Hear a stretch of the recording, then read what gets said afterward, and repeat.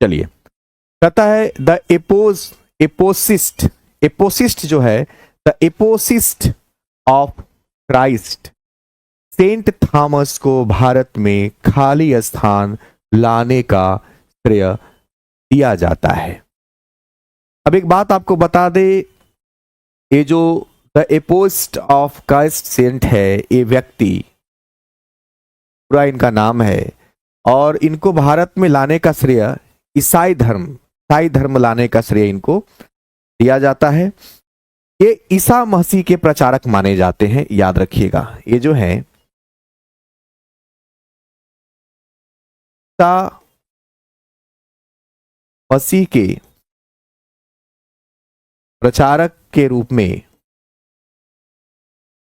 जाने जाते हैं। आज से लगभग 2000 वर्ष पूर्व, आज से लगभग ऐसा माना जाता है 2000 वर्ष पूर्व एक डाटा माना जाता है, पर इतना आप याद रखिए कि इन्होंने सबसे पहले ईसाई धर्म का प्रचार केरल में प्रारंभ किया था। इस पॉइंट को डायरेक्ट याद रखिए कि केरल में उन्होंने प्रचार प्रारंभ किया। क्लियर है? तो याद रखिएगा, the apostle of Christ Saint Thomas को भारत में ईसाई धर्म के प्रचार के लिए श्रेय दिया जाता है। तो इसका आंसर होगा ऑप्शन नंबर। अगला जो प्रश्न है रूढ़िवादी से आप क्या समझते हैं? देखिए, रूढ़िवादी का मतलब होता है एक विचार जो पारंपरिक, ऐसे मैं लिख देता हूं, एक विचार जो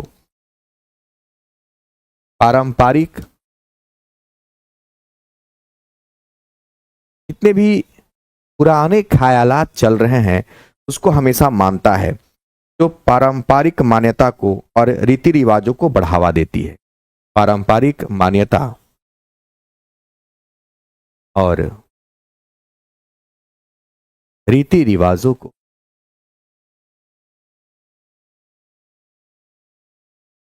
क्या करती है? बढ़ावा देती है।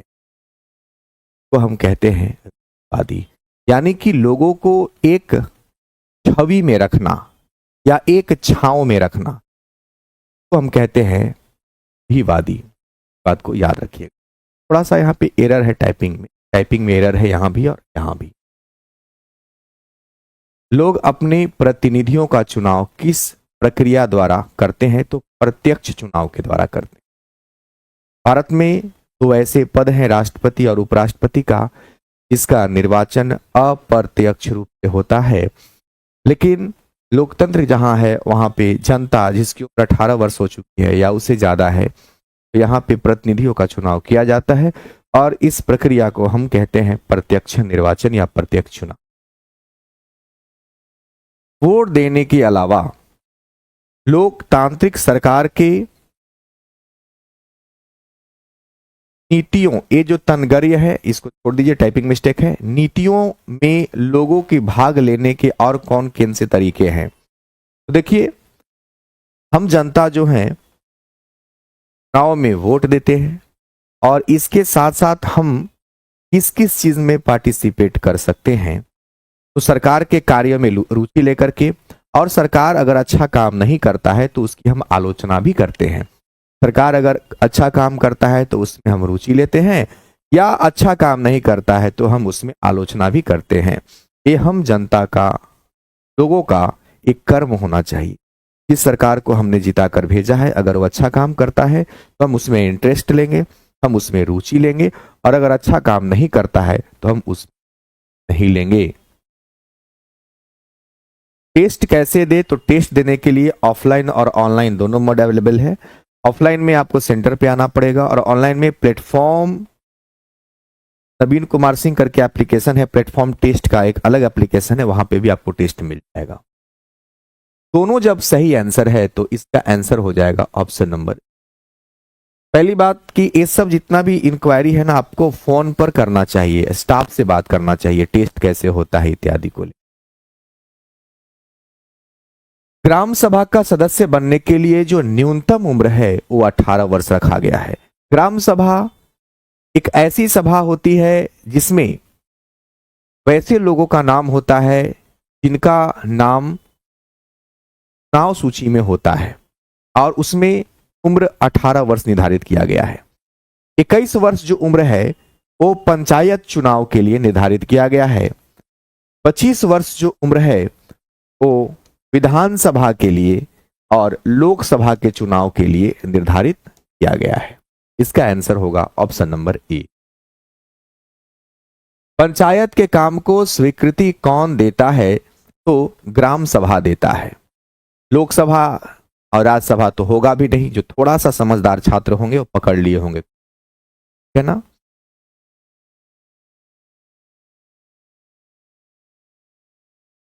ठीक है रोहित, बहुत बहुत धन्यवाद आपको। चलिए रोहित, अ स्टडी फॉर यू, बहुत बहुत धन्यवाद आपको। आपने जो सुझाव दिया हम उस पर अमल कभी नहीं करेंगे, हम जो हैं वही हमेशा रहेंगे। अगला आगे बढ़ते हैं मेरे दोस्त। जिला परिषद किस स्तर पर विकासात्मक योजना बनाती है? जिला परिषद जो है, वर्ड ही लग गया मेरे भाई, जिला परिषद, तो ये जिला स्तर पर बनाएगा, कोई साधारण सा बच्चा इसको बना सकता है। अब यहां पे पंचायत स्तर की बात करते हैं तो ग्राम पंचायत इसको कहते हैं। और ग्राम पंचायत का जो चुनाव होता है 7,000 की जनसंख्या पर एक ग्राम पंचायत होता है। और मेरे भाई एक होता है पंचायत समिति, एक होता है पंचायत समिति जो कि 5,000 की जनसंख्या पे होता है। और एक होता है जिला परिषद मेरे भाई, एक होता है जिला परिषद जो कि 50,000 की जनसंख्या पर होता है। तो थोड़ा सा इसको बेसिकली हमको याद रखते चलना होगा। ग्राम पंचायत अथवा ग्राम सचिव की नियुक्ति कौन करता है? यहां पे आपको सावधान रहना है। ग्राम पंचायत और ग्राम सचिव की जो नियुक्ति है वो पंच के द्वारा किया जाता है, याद रखिएगा, ठीक है ना। ग्राम सचिव सलाहकार एक सरकारी पद होता है, वो वाला यहां नहीं कह रहा है, इस बात को आप ध्यान दीजिएगा। थोड़ा स्वतंत्र रहने का प्रयास कीजिएगा, समझने का प्रयास कीजिएगा। ये सब वन लाइनर के फॉर्म में क्वेश्चन है, इस सबको एकदम याद करते चलना है। जूठन किसकी आत्मकथा है? तो जूठन जो है, याद रखिएगा, एक क्वेश्चन बहुत ज्यादा पॉपुलर है और एक क्वेश्चन बहुत बार एग्जाम में रिपीट हुआ है। जूठन किसकी आत्मकथा है? क्लियर है?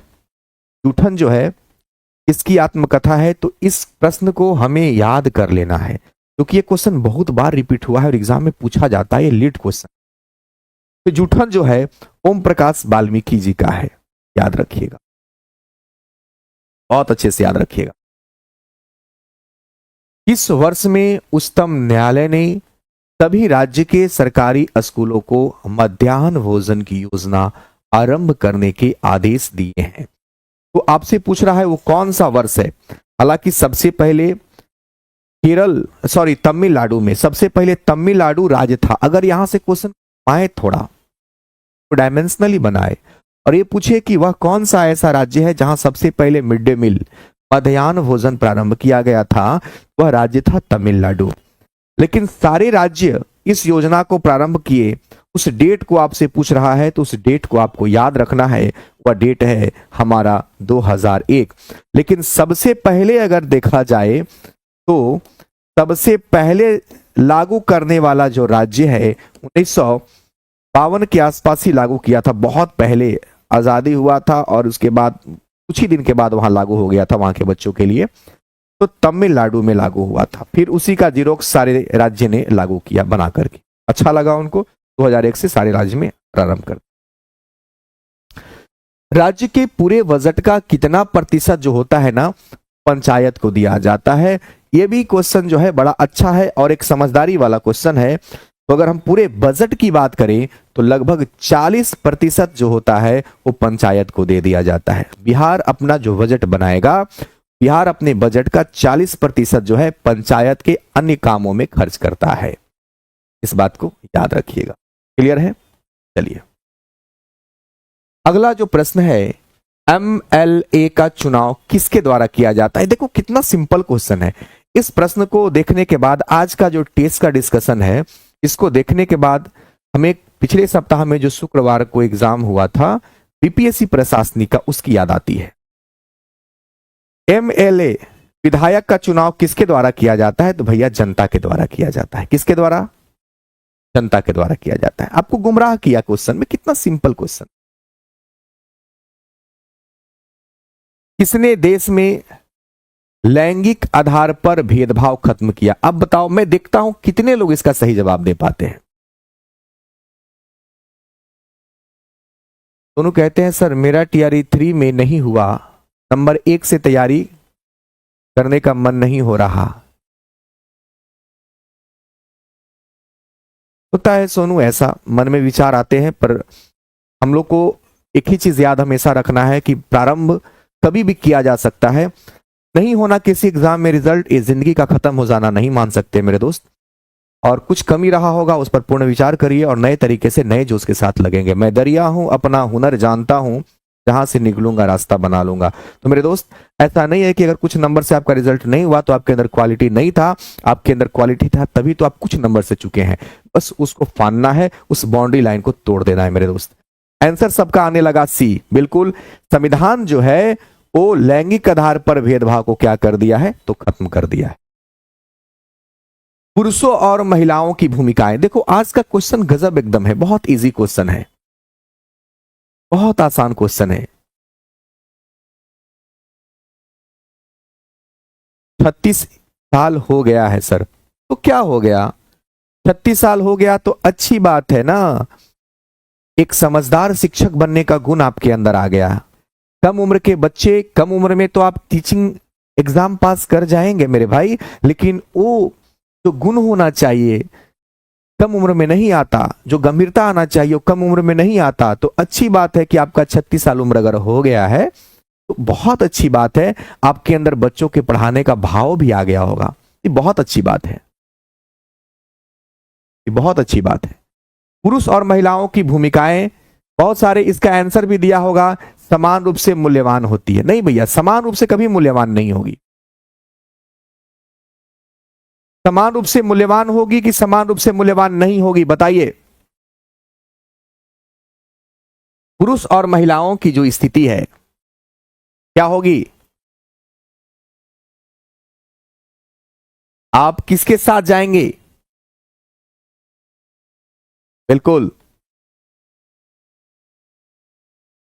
समान रूप से मूल्यवान होती है, इस बात को याद रखिएगा। क्योंकि समान रूप से मूल्यवान हम इसलिए कह रहे हैं क्योंकि पुरुष जो है वो घर को चलाता है, महिलाएं भी घर को चलाती हैं। पुरुष जो है अर्थ कमा के लाता है, धन कमा के लाता है, और महिलाएं जो है घर को संभालती हैं। आज की महिलाएं पुरुषों के साथ कंधा से कंधा मिला के चल रही हैं। ये भारत का संविधान का अनुच्छेद 39 भी कह रहा है समान काम के लिए समान वेतन।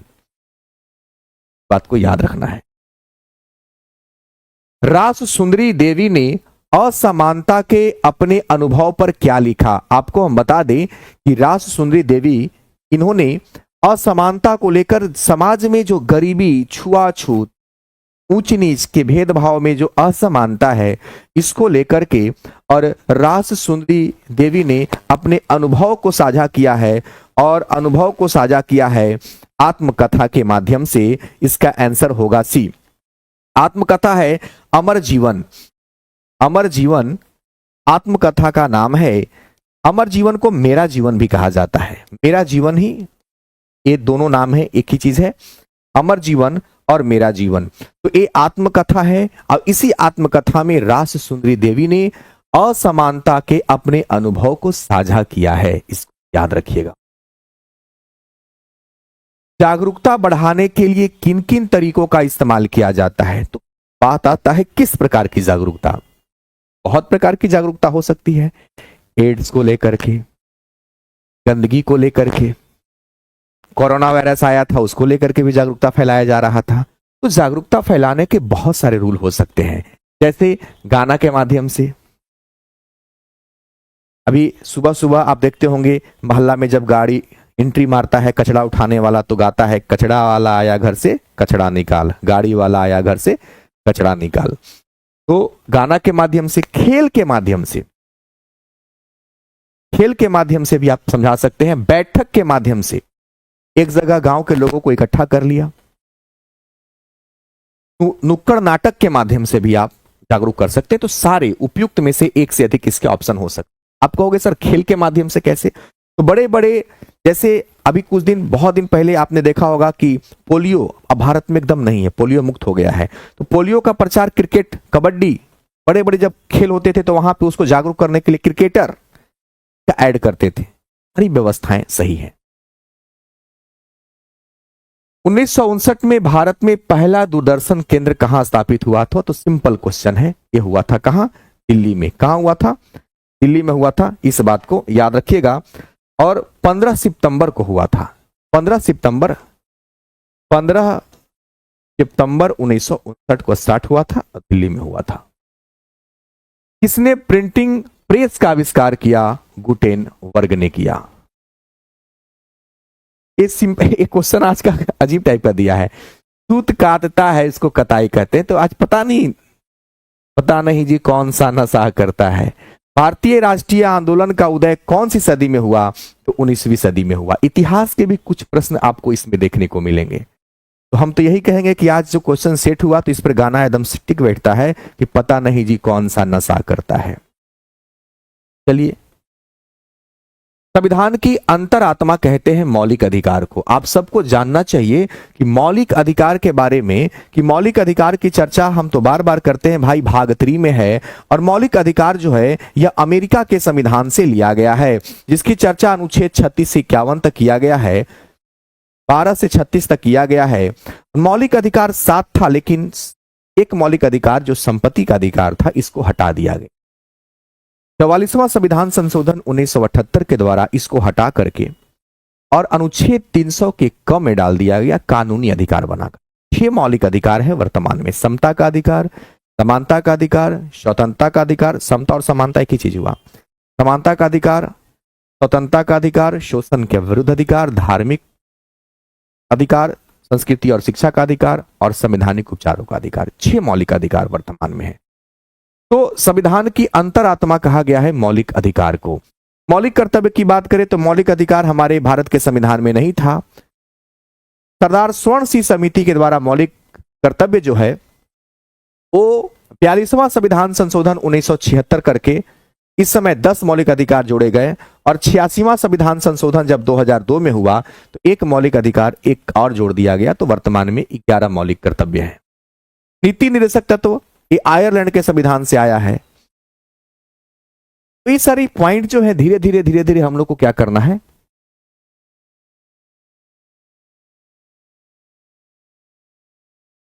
सर जब यहां अंबेडकर जी की बात होता है तब ना ऑप्शन ए होगा। अच्छा, कौन से क्वेश्चन में? क्वेश्चन नंबर भी लिखा कीजिए हमेशा। अब तो पता नहीं किसमें अंबेडकर जी हैं। कौन सा क्वेश्चन आप बोल रहे हैं भाई? क्वेश्चन नंबर बोलिए, तब हम पता कर पाएंगे। क्वेश्चन नंबर से हम पता कर पाएंगे। ठीक है दोस्त, आइए अगला क्वेश्चन। हिटलर ने जर्मनी में किसे सताया था? यहूदियों को। ये इतिहास का क्वेश्चन है। हिटलर के बारे में आप जानते होंगे। और हिटलर ने जर्मनी में यहूदियों को सताया था। इतिहास का क्वेश्चन डाल दिया गया है। भारतीय संविधान धार्मिक अल्पसंख्यकों को अपने खाली स्थान में स्थापित करने की अनुमति देते हैं। तो भारतीय संविधान जो है धार्मिक जो अल्पसंख्यक है उनको अपना शिक्षक संस्थान, अनुच्छेद 30 में कहा गया है शिक्षक संस्थान, शिक्षण संस्थान जो है वो खोलने का आदेश दिया है। तो यह है संस्कृति और शिक्षा के अधिकार में यह अधिकार जो है वो धार्मिक अल्पसंख्यकों को दिया जाता है। जैसे अभी मदरसा चलता है ना, तो मदरसा इसी के अंतर्गत खोला गया है। क्लियर है? मदरसा जो है इसी के अंतर्गत खोला गया है। लक्ष्मी कहते हैं सर बैच कब आएगा? कौन सा बैच की बात करते हैं आप? संसद का कार्य क्या है? तो संसद का कार्य है कार्यपालिका पर नियंत्रण, कार्यपालिका का मार्गदर्शन, कार्यपालिका को जानकारी देना। तो सारे जो कार्य हैं वो संसद का है। आज का क्वेश्चन पता नहीं कौन सा नशा करके आज क्वेश्चन सेट किया गया है, एकदम क्या लिखे हमको समझ में नहीं आता, एकदम आसान आसान क्वेश्चन है। तो आज का टेस्ट आपका हम उम्मीद करते हैं कि बहुत अच्छा गया होगा। गवर्नमेंट ऑफ इंडिया एक्ट कब बना? ये 1909 में बना। ये वही एक्ट है जब 1905 में बंगाल का विभाजन हुआ था और बंगाल का विभाजन करके करजन भाग गया था। बंगाल का विभाजन करने के बाद आगा खां जो था वो गया था मुसलमानों को अलग निर्वाचन क्षेत्र देने की मांग करने के लिए, और समय ढाका का नवाब सलीमुल्लाह खां था के नेतृत्व में 1909 में पहली बार मुसलमानों को पृथक निर्वाचन क्षेत्र देने के लिए, पृथक निर्वाचन एरिया देने के लिए इस एक्ट को बनाया गया था। 131 क्वेश्चन में इसका आंसर पहले देख लीजिए। 131 क्वेश्चन में आप बोल रहे हैं अंबेडकर जी वाला। एक मिनट। संविधान की अंतरात्मा किसे कहते हैं? अरे भैया लगता है आप ज्यादा स्टडी कर लिए हैं। आपका नाम क्या है? उसको संवैधानिक उपचारों का अधिकार कहा जाता है, मौलिक अधिकार को। ठीक तो क्वेश्चन है Malik Ranjan Mishra ji. More study more confusion, no study no confusion. जब आप मौलिक अधिकार पढ़ते हैं तो अनुच्छेद 32 को संवैधानिक उपचारों का अधिकार कहा गया है और इसको भीमराव अंबेडकर ने संविधान की आत्मा कहा है। अच्छी बात तो है। हमको लगता है आप शो ऑफ करना चाह रहे हैं कि हम भी ये जानते हैं। भाई सही बात मैं बताया, यही आंसर होगा। मौलिक अधिकार आपके अनुसार क्या होना चाहिए बताओ?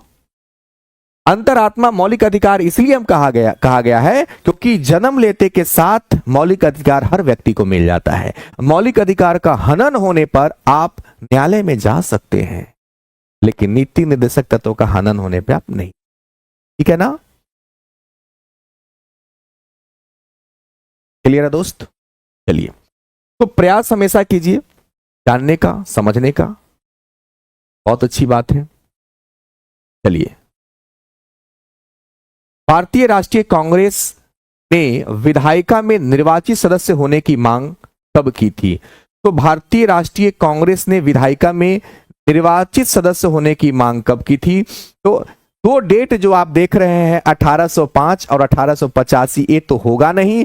1885 होगा क्योंकि इसी समय भारतीय राष्ट्रीय कांग्रेस का गठन हुआ था। आज का क्वेश्चन हम कह रहे हैं ना, मतलब अजीब टाइप का दिया है, हिस्ट्री का क्वेश्चन डाल दिया है। रॉलेट एक्ट हिस्ट्री का क्वेश्चन, ये वही रॉलेट एक्ट है जब गांधी जी प्रथम विश्व युद्ध में 15 जनवरी 1915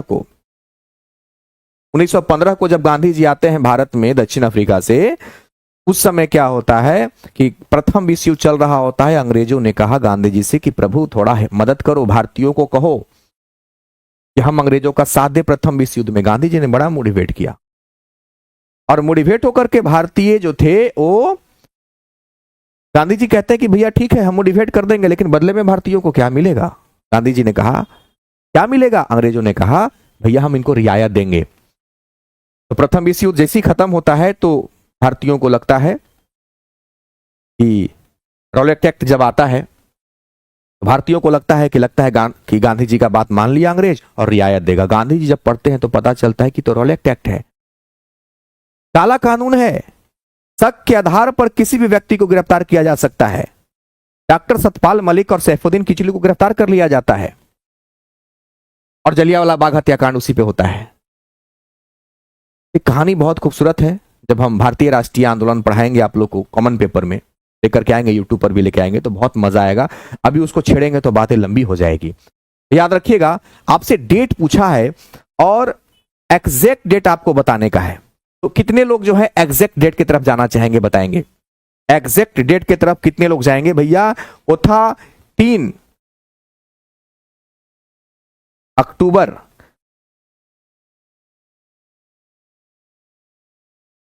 कॉमन पेपर का बैच लाएंगे कॉमन पेपर का बैच। हाँ, नो वकील नो दलील उसी को कहा गया था। बहुत खूबसूरत है राष्ट्रीय आंदोलन, तो इतना खूबसूरत टॉपिक है ना, इतना अच्छा चीज है, बहुत मजा आता है पढ़ाने में और पढ़ने में भी।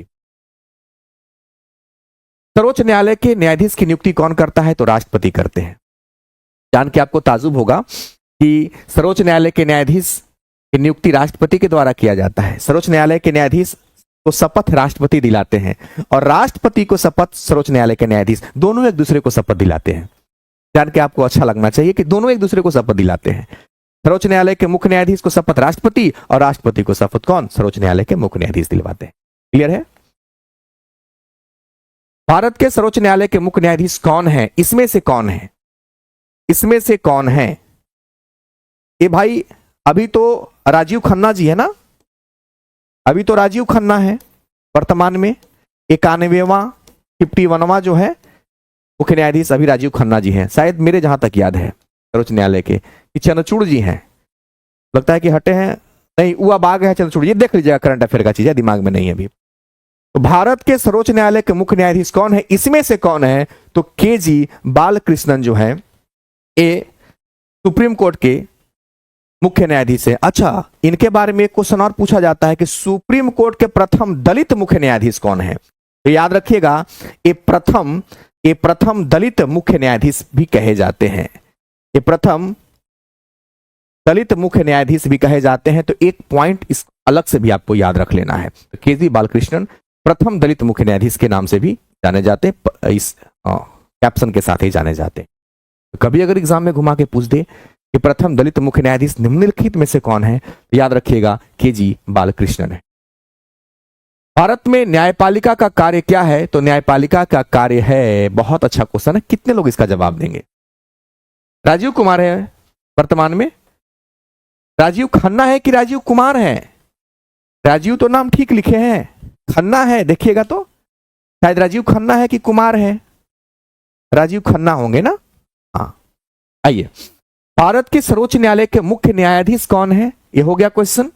आइए मेरे दोस्त, भारत में न्यायपालिका का कार्य, और एक बात और सुन लीजिए, आप सबों के लिए Monday to Friday, Saturday Sunday को बंद रहता है, करंट अफेयर हम चालू किए हैं यूट्यूब पर। जिस यूट्यूब पर आप क्लास देख रहे हैं इस पर नहीं, प्लेटफॉर्म बाय नवीन कुमार सिंह जो हम लोग का मेन यूट्यूब चैनल है, उस पर हम करंट अफेयर रोज शाम में 5 बजे लेकर के आते हैं। जनवरी से लेकर के और दिसंबर 2024 का पूरा टॉपिक वाइज कंप्लीट टॉपिक हम याद करवा रहे हैं, तो एक बार अच्छे से कर लीजिएगा। भारत में न्यायपालिका का कार्य क्या है? तो बताएंगे भारत में जो न्यायपालिका है उसका कार्य क्या है। सिंपल क्वेश्चन है भैया, विवाद का निपटारा करना काम है, न्यायिक समीक्षा भी उसी का काम है, और संविधान की व्याख्या करना भी उसी का काम है मेरे दोस्तों। तो इसका आंसर क्या हो जाएगा? डी हो जाएगा। क्लियर है क्या? गुड।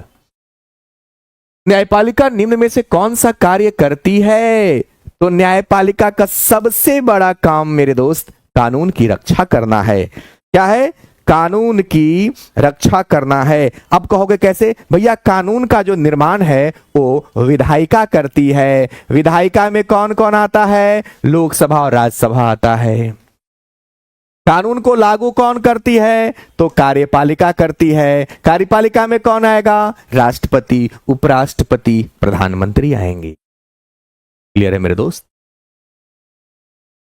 भारत में विधानमंडल में किसके लिए स्थान आरक्षित है? तो भैया पिछड़ी जातियों के लिए नहीं, महिलाओं के लिए नहीं, महिलाओं के लिए आरक्षण पंचायत में है। तो किसके लिए? तो अनुसूचित जाति एवं जनजाति के लिए। बहुत कंफ्यूजिंग क्वेश्चन है, बहुत सारे बच्चे तो खड़ाक से पहले में ऑप्शन मार देंगे। हाँ, बहुत सावधानी से प्रश्न बनाने का है, ठीक है मेरे दोस्त। निम्नलिखित में से किस शासन व्यवस्था में शासन का आधार जनता होती है? तो लोकतंत्र में। सिंपल सा क्वेश्चन है, आज तो मतलब लॉटरी लगा है आप लोग का, इतना सिंपल क्वेश्चन है। इनमें कौन सा कथन सही है? भारत में एक ही दल के उम्मीदवार चुनाव में खड़े हो सकते हैं, ये गलत है भैया। बहुत सारे दल है, ये गलत है। भारत में स्वतंत्र निर्वाचन आयोग नहीं है, बिल्कुल गलत है। स्वतंत्र निर्वाचन आयोग है।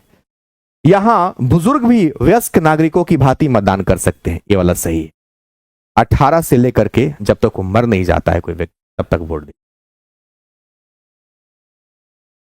पिनासे ने किस देश में सैनिक तानाशाही की स्थापना की थी? तो भैया ये चिली में थी। इतिहास का क्वेश्चन है। 17 साल तक शासन किया था चिली में पिनासे ने। कितना साल तक किया था मेरे भाई? तो 17 साल तक किया था। और ये हिस्ट्री का क्वेश्चन आपको पॉलिटी में डाल दिया गया है। पाकिस्तान में जनरल परवेज मुशर्रफ ने किस वर्ष सैनिक तख्ता पलट द्वारा शासन की बागडोर अपने हाथों में लिया था? तो भैया उस समय था 1999 का। उम्मीद कम है कि ऐसे क्वेश्चन पूछे जाएंगे आपके एग्जाम में। ये वाला जो क्वेश्चन अभी है, उम्मीद कम है कि क्वेश्चन पूछा जाएगा, फिर भी नॉलेज के लिए।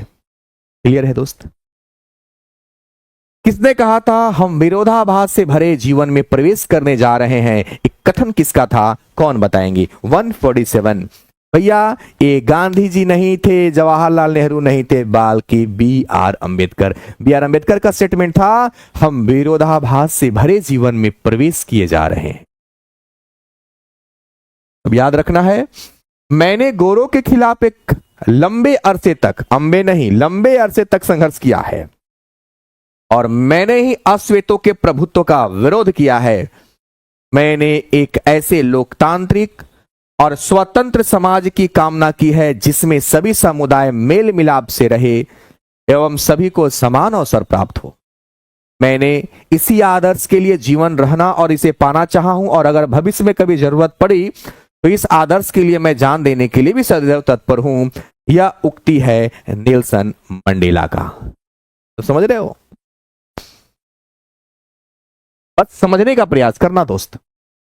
एक कथन है, एक दो बार पढ़ना और नेल्सन मंडेला आप याद रखना। कथन हमको याद रखना पड़ता है, अब इतना रटने मत लगना।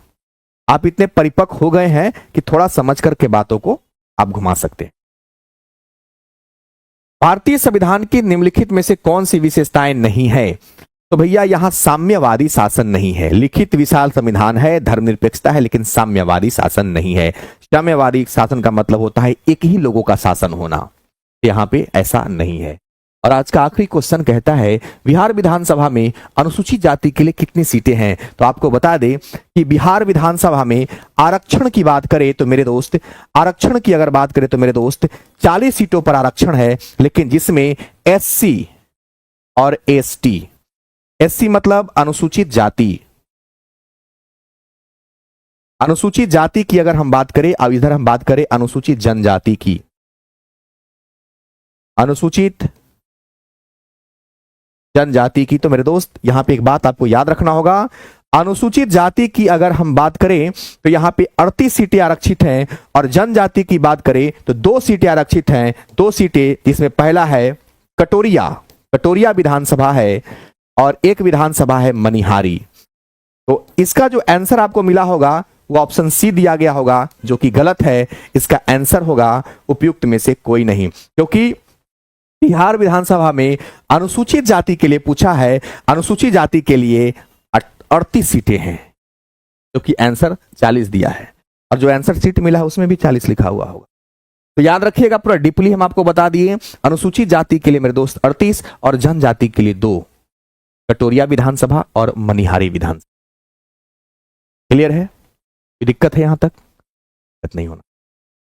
ये था आज का आपका डिस्कशन। उम्मीद करते हैं बहुत अच्छा लगा होगा। और सुनिए, platform by Naveen Kumar Singh YouTube channel पर हम प्रतिदिन शाम में 5 बजे Monday to Friday current affair पढ़ा रहे हैं। जुड़ना है और समझना है कि हम उसको याद कैसे करवाते हैं, उस पर बहुत कॉन्सेंट्रेट करना है। सबको